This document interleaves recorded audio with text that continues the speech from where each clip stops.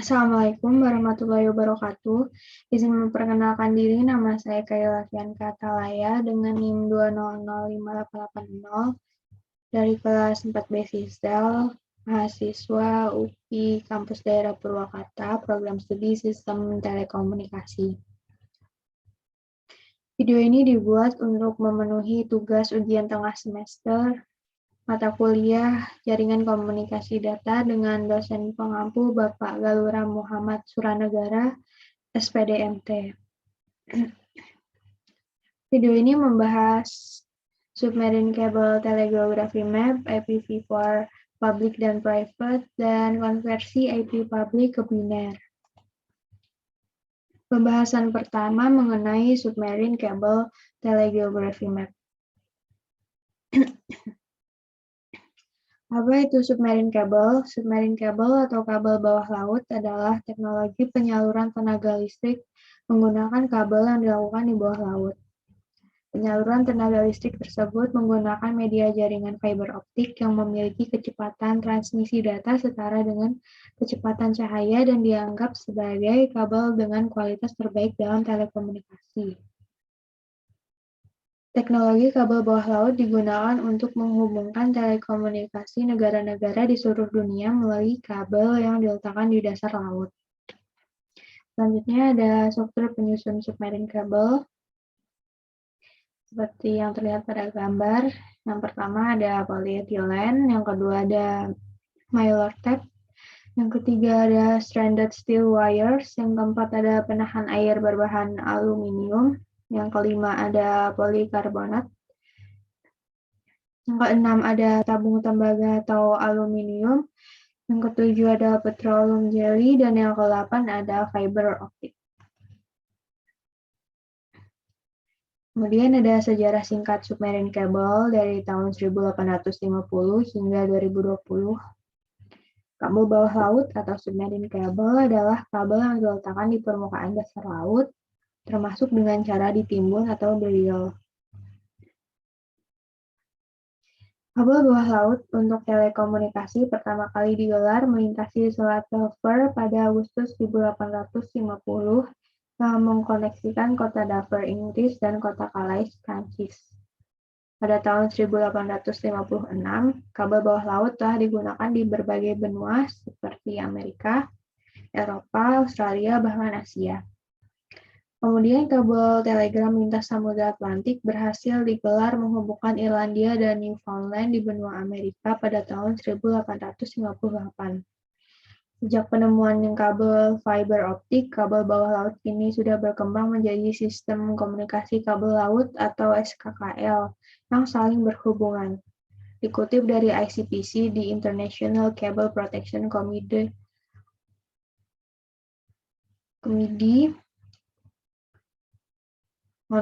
dikutip dari ICPC di International Cable Protection Committee, hingga tahun 2020 sudah terpasang lebih dari 235 sistem kabel bawah laut di dunia, dengan panjang total 997.336 km. Kemudian ada submarine cable map seperti yang dapat dilihat pada gambar. Submarine Cable Telegraphy Map merupakan peta animasi yang menampilkan kabel telekomunikasi bawah laut atau lebih dikenal dengan sebutan Submarine Cable Map di seluruh dunia. Telegraphy merupakan perusahaan yang bekerja di bidang telekomunikasi yang diakui sebagai sumber definitif untuk berita, angka, dan analisis telekomunikasi. Dalam penggambaran peta animasi tersebut digunakan simbol bulatan untuk melambangkan titik pendaratan dan bidang pipa yang memanjang, yang berfungsi untuk menekankan konektivitas pada peta kabel bawah laut, agar mudah dimengerti.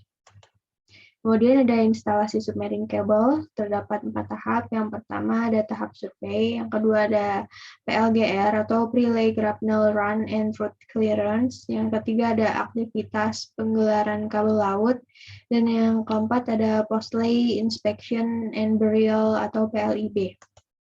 Tahap survei ini terdapat 3 jenis survei. Yang pertama ada Deep Water Survey Vessel, yaitu survei untuk laut dalam. Yang kedua ada shallow water survey vessel, yaitu survei untuk laut dangkal. Yang ketiga ada inshore survey vessel, yaitu survei area dangkal dan dekat dengan daratan.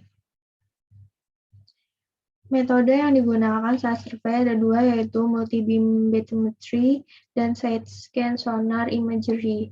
Kemudian tahap kedua ada PLGR, Relay Grapnel Run and Route Clearance, yaitu merupakan aktivitas pembersihan jalur kabel laut sebelum penggelaran kabel laut dilakukan. Tujuannya adalah untuk membersihkan jalur kabel dari adanya rintangan, runtuhan, sisa aktivitas nelayan yang dapat menghalangi dan membahayakan kegiatan penggelaran kabel laut. Metode yang digunakan yaitu RPL atau Route Positioning List, yang digunakan untuk menentukan posisi penggelaran. Selanjutnya ada aktivitas penggelaran kabel laut terbagi menjadi dua aktivitas. Yang pertama, aktivitas shore and beach, di mana penggelaran kabel di sekitar pantai. Dalam aktivitas ini ada pembuatan duck anchor dan BMH yang berfungsi untuk terminasi sebelum penyambungan dengan kabel darat. Kemudian ada aktivitas kabel laying burial yang menggunakan dua jenis kapal, yaitu jenis vessel dioperasikan pada bagian laut dalam dan jenis barge yang dioperasikan pada laut dangkal. Metode yang digunakan ada tiga, yaitu direct landing station, kemudian ada mainlay operation, dan separate shore end operation. Kemudian teknologi yang digunakan ada plow, yaitu untuk menanam kabel jaringan. Kemudian ada ROV atau remotely operated vehicle untuk menggali pada kedalaman yang diinginkan. Kemudian ada duck anchor untuk menjaga kabel laut yang ditanam dalam tanah sesuai dengan tempat yang telah ditentukan, agar kabel laut tetap sesuai rute. Yang terakhir ada tahap post-lay inspection and burial atau PLIB, yaitu merupakan aktivitas pengecekan yang dilakukan pada area tertentu pada wilayah di mana terjadinya percabangan kabel, dengan metode melakukan penyelaman langsung dan menggunakan ROV atau remotely operated vehicle yang bertujuan untuk memastikan kabel tertanam dan aman dan tidak terangkat kembali setelah selesai penggelaran kabel laut. Selanjutnya ada jenis kabel submarine. Yang pertama itu Lake Wave Protected atau LWP, digunakan untuk kedalaman di atas 200 meter. Biasanya kabel hanya digelar tanpa dilakukan penanaman. Kemudian ada Single Armor atau SA, yaitu digunakan untuk kedalaman dari 20 meter sampai 200 meter. Dapat digelar atau ditanam burial pada kedalaman 1,5 sampai 2 meter, tergantung kondisi dasar laut. Dan yang terakhir ada double armor.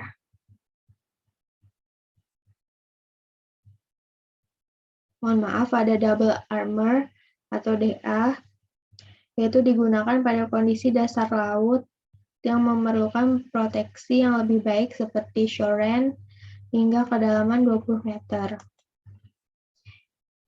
Selanjutnya ada penyebab kerusakan submarine cable, yaitu gempa bumi yang dapat memutuskan koneksi, kemudian ada gangguan manusia seperti kapal penangkap ikan atau jangkar kapal yang dapat merusak kabel.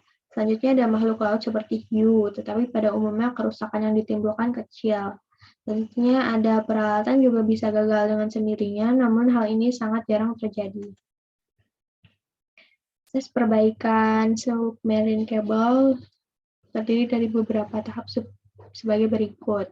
Yang pertama, operator telekomunikasi harus menemukan bagian kabel yang rusak. Ketika sudah diketahui letak kabel yang rusak, perusahaan dapat mengirimkan kabel ship besar dengan fiber optik baru untuk melakukan perbaikan.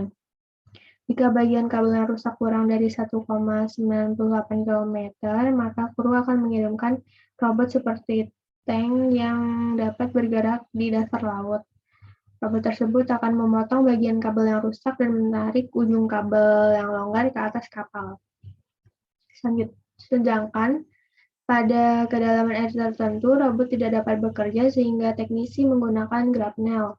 Grapnel bekerja dengan membelah kabel di kedua sisi menggunakan pemotong dan pencengkeram mekanis, kemudian menyeret ujung kabel yang longgar ke atas permukaan dan ujung kabel yang lain dihubungkan ke pelampung agar tidak tenggelam. Bagian kabel yang rusak dapat diperbaiki di atas kapal oleh teknisi terampil dengan menyambung fiber optik menggunakan perekat yang kuat untuk merekatkan bagian baru kabel ke setiap ujung potongan kabel yang rusak. Tahap terakhir, kabel yang telah diperbaiki kemudian diturunkan kembali ke dasar laut dengan tali. Selanjutnya, ada pembahasan mengenai IPv4 public versus IPv4 private. IPv4 sendiri merupakan IP address versi 4 dari Internet Protocol IP yang memiliki struktur 4 oktet, di mana setiap oktet terdiri dari 8 bit dan berukuran 32 bit. IPv4 digolongkan menjadi 3 berdasarkan kelasnya, yaitu IP address kelas A, memiliki default netmask 255.0.0.0 atau prefix 8, di mana 8 bit pertama dari IP kelas A adalah network ID. IP address kelas B memiliki default netmask 255.255.0.0 atau prefix 16, di mana 16 bit pertama dari IP kelas B adalah network ID, dan IP address kelas C atau C memiliki default netmask 255.255.255.0 atau prefix 24, di mana 24 bit pertama dari IP kelas C adalah network ID. IPv4 digolongkan ke dalam 2 jenis, yaitu IPv4 public dan IPv4 private.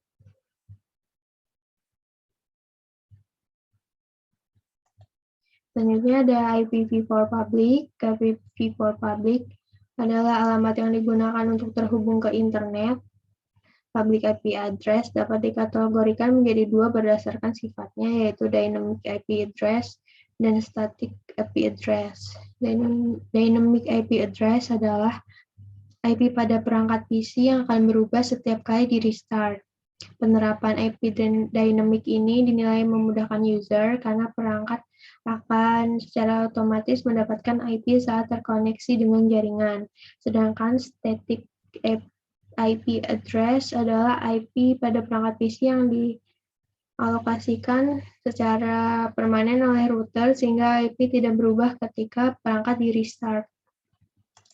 Selanjutnya ada IPv4 private, yaitu merupakan alamat IP yang digunakan dalam jaringan lokal LAN yang terpisah secara langsung dari jaringan internet, sehingga IP private tidak dapat diakses secara langsung oleh jaringan internet tanpa bantuan router. IP private digunakan pada perangkat seperti printer, komputer, smart device pada jaringan lokal LAN, sehingga dalam satu lingkup jaringan lokal seperti sekolah, kantor dapat saling berkomunikasi. Dalam penggunaan IP private telah diatur oleh IANA atau Internet Assigned Numbers Authority, sehingga IP private tidak perlu didaftarkan ke pihak otoritas sebelum digunakan.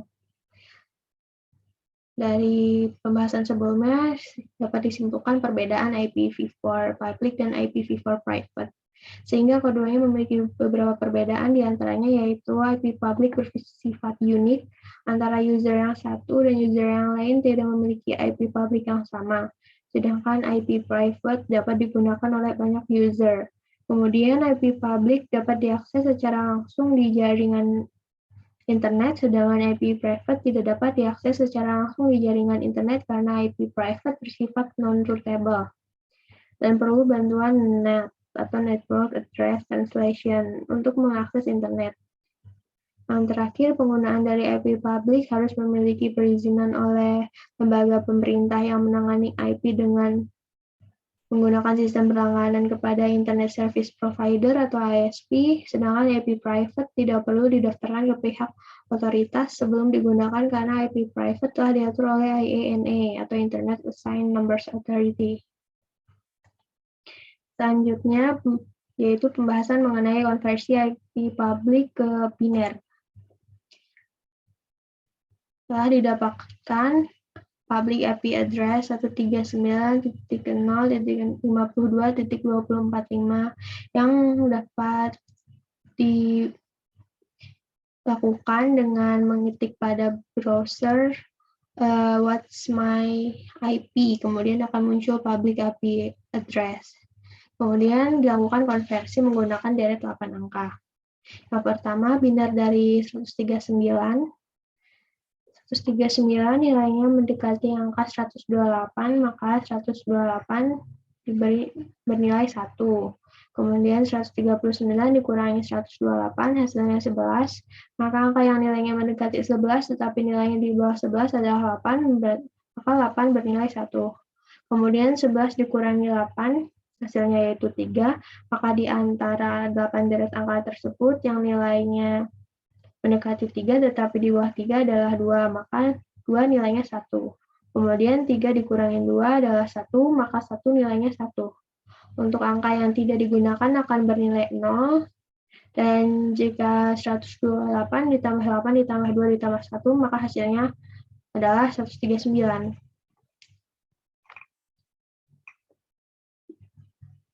Maka binar dari 139 adalah 10001011. Kemudian binar dari 0 sendiri yaitu 00000000 karena tidak ada angka yang mendekati maupun di bawah nilai 0. Selain di bawah nilai 0 dari deret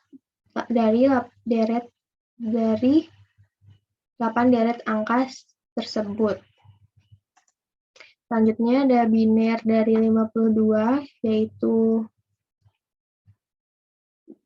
52 mendekati angka 32, maka angka 32 ini nilainya 1, kemudian 52 dikurangi 32, hasilnya 20, maka cari angka yang nilainya di bawah 20 tetapi mendekati 20, yaitu 16, sehingga 16 nilainya 1. Kemudian 20 dikurangi 16, hasilnya adalah 4, maka angka 4 bernilai 1. Kemudian angka yang tidak digunakan akan bernilai 0. Nah, jika 32 ditambah 16 ditambah 4, maka hasilnya sama dengan 52. Binar dari 52 hasilnya adalah 00110100. Yang terakhir, binar dari 245. Yang pertama, 245 nilainya mendekati angka 128, maka 128 bernilai 1. Kemudian 245 dikurangi 128, hasilnya adalah 117. Maka angka yang di bawah 117 tapi mendekati 117 adalah 64. Maka angka 64 nilainya 1. Kemudian 117 dikurangi 64, hasilnya adalah 53. Maka angka yang nilainya mendekati 53 tetapi nilainya di bawah 53 adalah 32. Maka 32 bernilai 1. Kemudian 53 dikurangi 32 hasilnya adalah 21. Maka angka yang nilainya mendekati 21 tetapi nilainya di bawah 21 adalah 16. Maka 16 bernilai 1. Selanjutnya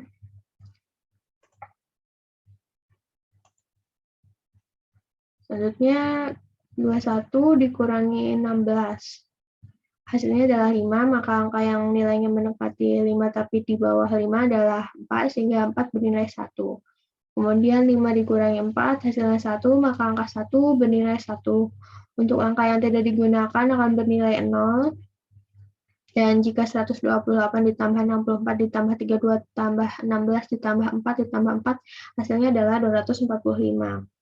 Maka bentuk biner dari public IP address 139.0.52.2045 adalah 100.000.000.000.000.000.000.001.000.001.001.